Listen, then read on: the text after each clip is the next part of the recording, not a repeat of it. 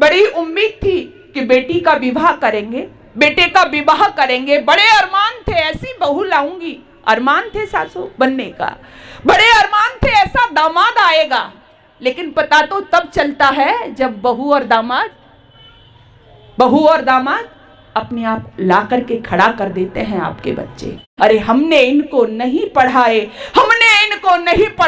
पद्मिनियों के जौहर, इसलिए चुन लिए इन्होंने गैर मजहब के शौहर, इसलिए चुन लिए इन्होंने गैर मजहब के शौहर, इसलिए चुन लिए इन्होंने गैर मजहब के शौहर। सबसे पहले हम क्या करें? स्वपस्य। इसका मतलब क्या है? हम अपने आप को देखें। और अपने आप को देखने का मतलब है कि हम घरों में, अपने परिवार में अपनी संतति का निर्माण करें, अपनी संतान को देखें। बाकी हमारी संतान हाथ से चली गई। मैंने घर में जा करके लोगों को देखा है, रिश्तेदारों को देखा है, परिवारों को देखा है, बेचारे पढ़ा रहे हैं, खर्च कर रहे हैं, लेकिन जो चाहते थे वो नहीं मिला। बड़ी उम्मीद थी कि बेटी का विवाह करेंगे, बेटे का विवाह करेंगे। बड़े अरमान थे, ऐसी बहू लाऊंगी। अरमान थे सासू बनने का, बड़े अरमान थे ऐसा दामाद आएगा।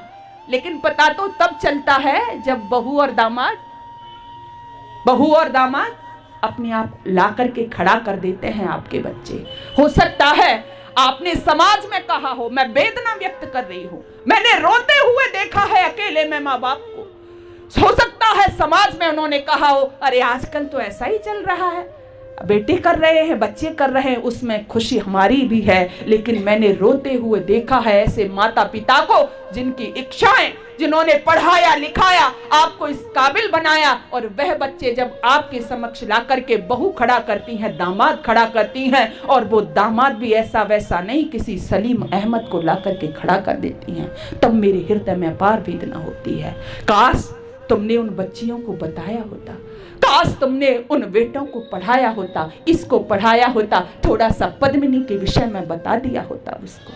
क्या पद्मिनी थी वो, क्या जौहर किया था उस देवी ने। हमारी बोलते हैं तो जिब्या भी शिहर उठती है। काश आपकी एक उंगली भी यदि आज के समीप पहुंच जाए तो करहा उठते हैं वेदना से, करहा उठते हैं अथाह पीड़ा से। लेकिन उस पद्मिनी ने अपने धर्म की रक्षार्थ, अपने सतीत्व की रक्षार्थ, कि विधर्मी को मेरा जीते जी नहीं बल्कि मरने पर भी मेरा शव न मिलने पाए, इसलिए उसने इतना बड़ा फैसला लिया।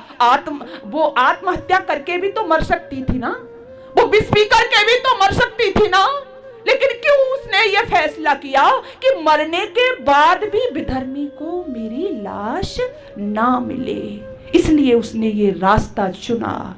लेकिन आज हमारी बहन बेटियां क्या कर रही हैं? तब मैं कुछ लाइनें कहती हूँ, अरे हमने इनको नहीं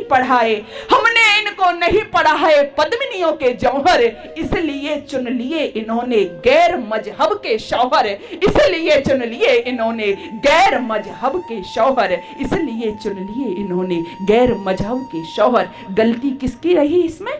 हमारी रही। गलती किसकी रही इसमें? हमने संस्कार नहीं दिए। गलती किसकी रही इसमें? हमने अपने बेटे बेटियों को अतीत नहीं पढ़ाया।